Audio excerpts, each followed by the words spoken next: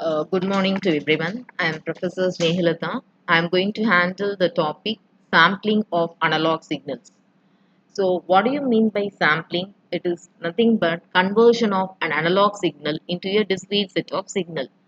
So, if you see the sampling of analog signals, we say that the analog signal we can express that as x of t, whereas a discrete signal we can express it as x of n. So when you perform the sampling of analog signal as a uniform sampling, so you can able to see the analog signal how it is represented here. Time period is given in the x-axis and amplitude is given the y-axis here. So this is an analog signal. In this analog signal, when we divide it into an equal number of intervals, so we'll be getting like this. So this is called as a time index, which is called as n. So this analog signal is divided into equal number of samples. So with equal periods. So that's why the expression for sampling is x of n equal to x of n into t, but T is nothing but fundamental sampling period. So uniform sampling is mostly used in most of the sampling technique. So according to the uniform sampling, so we have that equation which is described as x of n, that means the signal which is expressed in discrete time signal as x of n, so which is equivalent to x of nt, where n varies between minus infinity to plus infinity, and this t represents the time interval, or we can call it as fundamental sampling period, or we can call it as sampling interval, and its reciprocal 1 by t, it is equivalent to fs, which we call it as sampling rate or sampling frequency. And if you see, there is a relationship which exists between the time variable t and the discrete time variable n. So what is that relation is, we know that small t equal to n into capital T. That is the relationship which founds between the continuous time variable and the discrete time variable. And in the place of capital T, when you substitute 1 by fs, then the expression becomes n divided by fs. So t equal to n divided by fs. This is the relationship between the continuous time signal and a discrete time signal.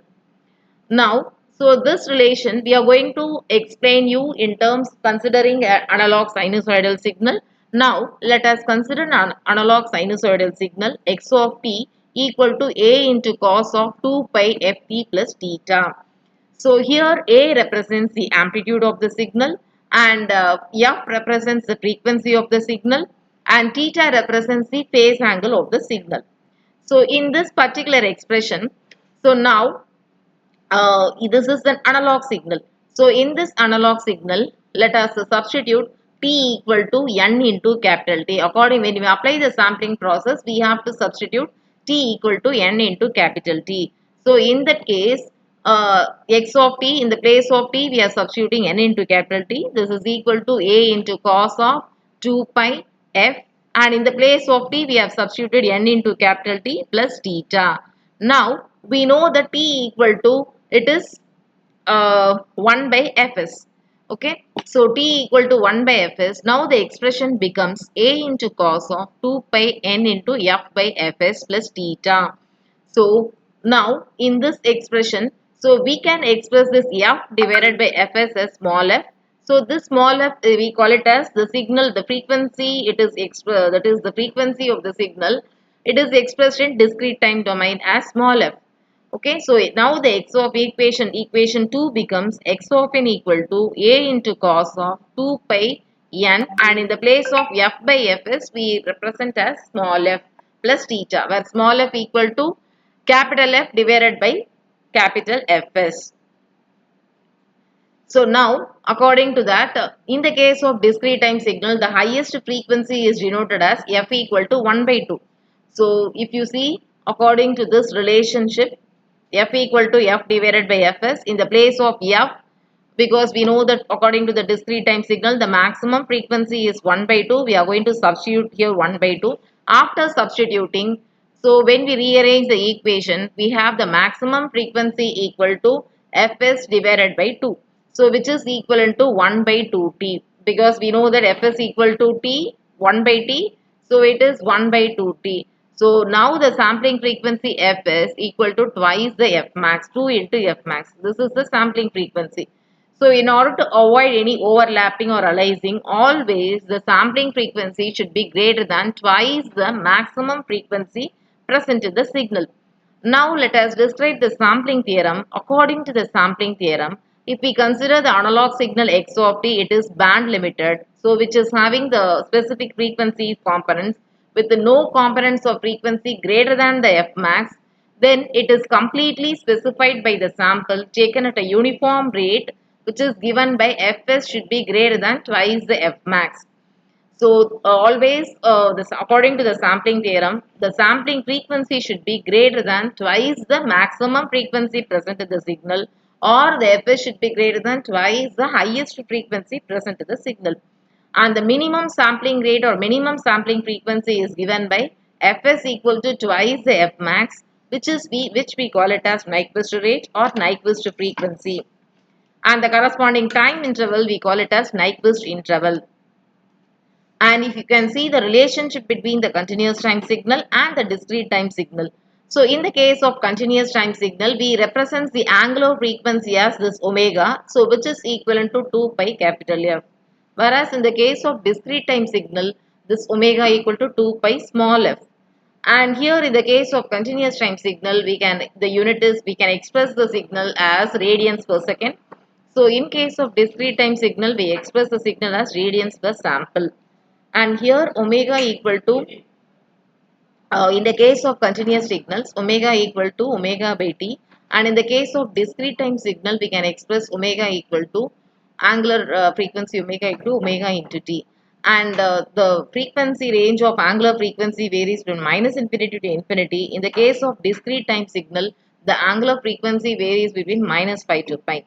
And the frequency of the continuous time signal, if you see, the frequency is expressed as capital F, which is defined over the interval minus infinity to infinity, whereas in the case of discrete time signal, the frequency range varies between minus 1 by 2 to plus 1 by 2.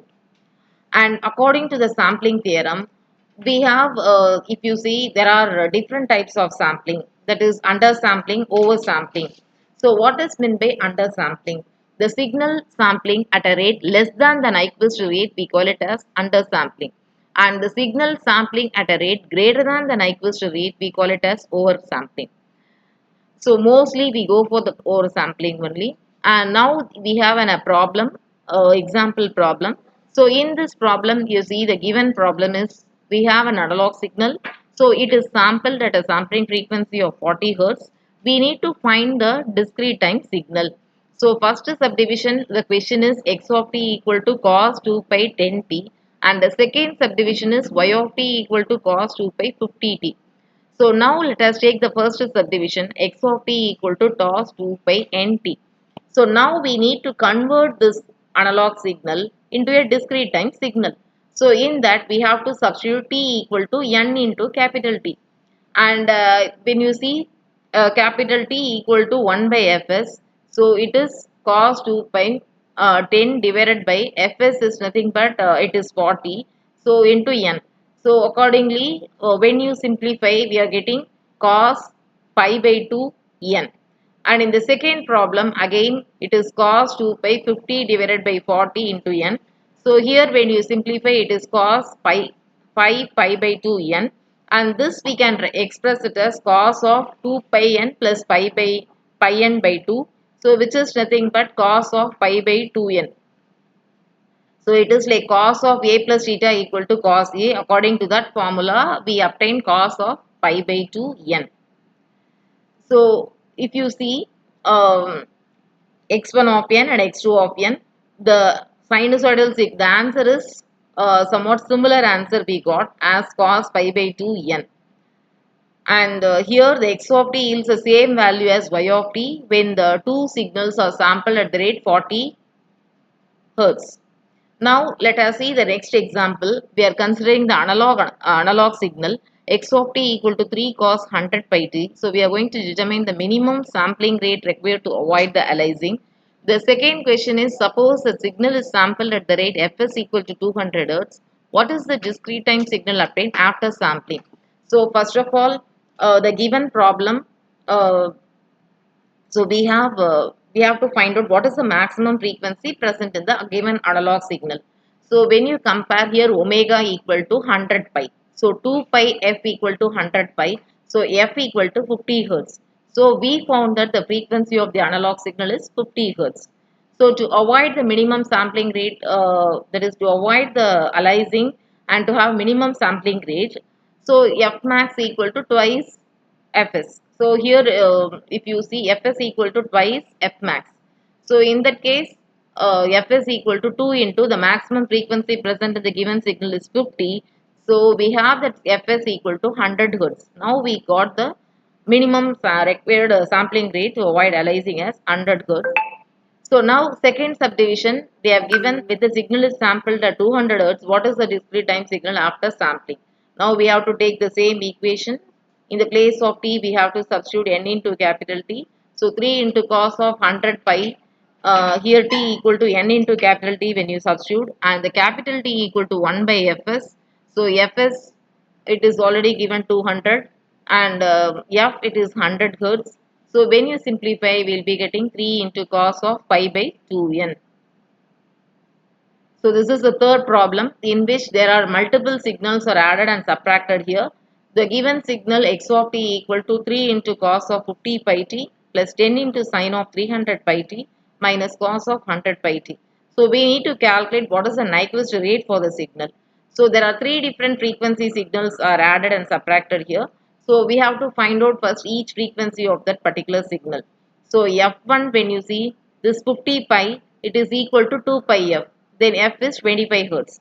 Then f2 300 pi equal to 2 pi f. So f2 equal to 150 hertz.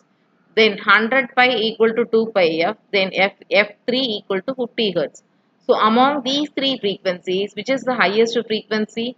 F2, because it is having 150 hertz. Now, your maximum frequency present in the signal is 150 hertz. To find out the Nyquist rate, the formula is Nyquist rate equal to 2 into F max. So 2 into 150 hertz, it is equal to 300 hertz. So the answer for this question is the Nyquist rate for the given signal is 300 hertz. So these are some of the problems which are given for you to work out. So you can work out for these problems and get the solution for it.